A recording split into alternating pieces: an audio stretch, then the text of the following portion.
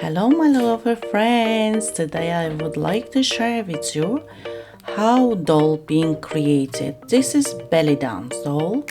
That's why I divided to a couple of parts, like part 1, 2, 3, 4, to share with you all work process about doll having created.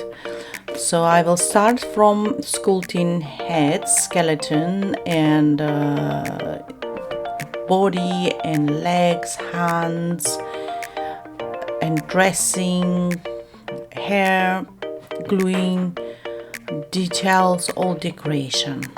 I hope you like this my video. If you like it, just share with your friend. If you have a question, just leave a comment. I'm happy to chat with you, and I love it when people leave a comment or have some curiosity about my videos, because sometimes I feel maybe people doesn't enjoy to watch my video, and that doesn't mean a lot for me. So enjoy and belly dance, lapa lapa lapa.